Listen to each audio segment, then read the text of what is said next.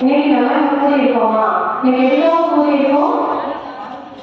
இன்னைக்கு வந்து அன்னை கிராமினுடைய நவநாள் விழாவை நம்ம சிறப்பித்துக் கொண்டிருக்கிறோம். அப்படின்னாலே இந்த அன்னை கிராமினை பற்றி ஒரு சில வார்த்தைகள் நம்ம அறிந்து கொள்ளலாமா?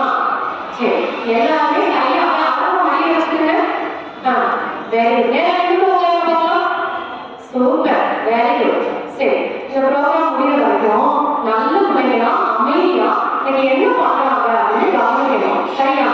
இந்த அன்னை கிராமி யார் அப்படின்னா நம்மளால சேர்ந்தவங்க கிடையாது. இவங்க எங்களால சேர்ந்தவங்க தெரியுமா? இவங்க பிரான்ஸ் நாட்டை சேர்ந்தவங்க. பிரான்ஸ் நாட்டை சேர்ந்தவங்க பத்தி இங்க நம்ம பேசிட்டு இருக்கோம்ல, இவங்க போட்டோ வச்சு நம்ம பேசிட்டு இருக்கோம்.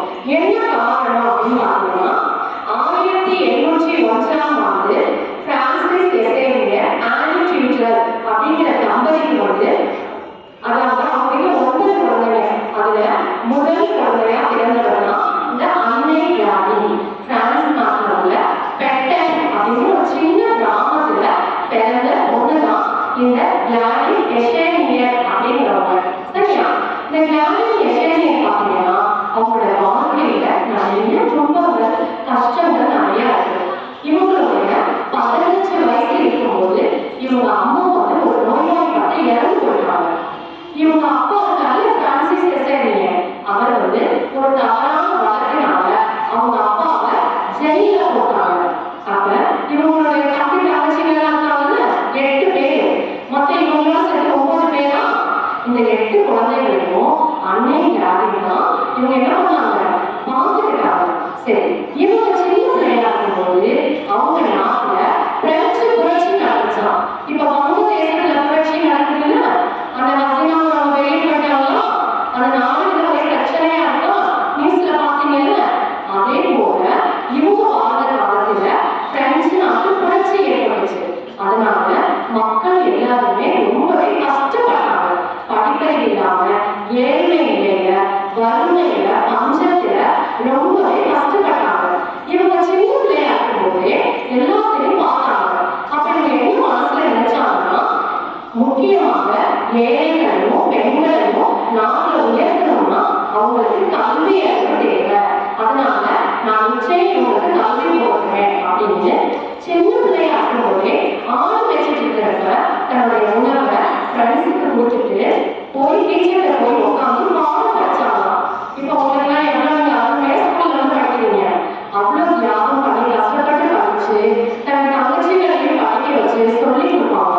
15 வயசுக்கு மேல தையல் தொழிலாம் கத்துக்கிட்டு தொழில் பயிற்சி எல்லாமே தன்னுடைய தங்கச்சிகளுக்கு கொடுத்தாங்க, குடும்பத்தை பார்த்துக்கிட்டாங்க. அதுக்கப்புறம் பாத்தீங்க அப்படின்னா அவங்க ஃபாதர் தீனாதாஸ் அப்படின்னு ஒரு ஃபாதர் இருக்காங்க. ஓகேவா? சமணர். அவங்கள்ட்ட போய் 10 வருஷம் சமணே வேலை செஞ்சாங்க. என்ன வேலை செஞ்சாங்க இவங்க? சமண வேலை. சின்ன வயசுல ஆடு மேய்ச்சாங்க, தையல் தொழில் கத்துக்கிட்டு தங்கச்சியை பார்த்தாங்க, குடும்பத்தை பார்த்தாங்க, எல்லாத்துக்கும் சொல்லி கொடுத்தாங்க. ஒரு பாதத்தை போய் சமையல் வேலை 10 வருஷம் செஞ்சாங்க. செய்யும் போது எல்லாமே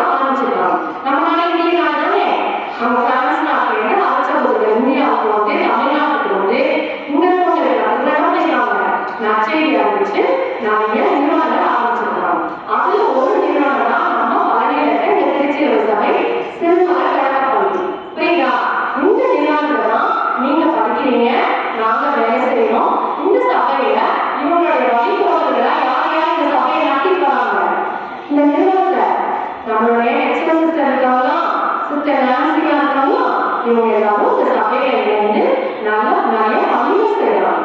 ஓகேவா? இப்ப நாம என்ன பண்றோம்? இந்த நிறுவனத்தை இருக்கிறோமா? அன்னைக்கு மாதிரி நாமளும் இறை நம்பிக்கையோடு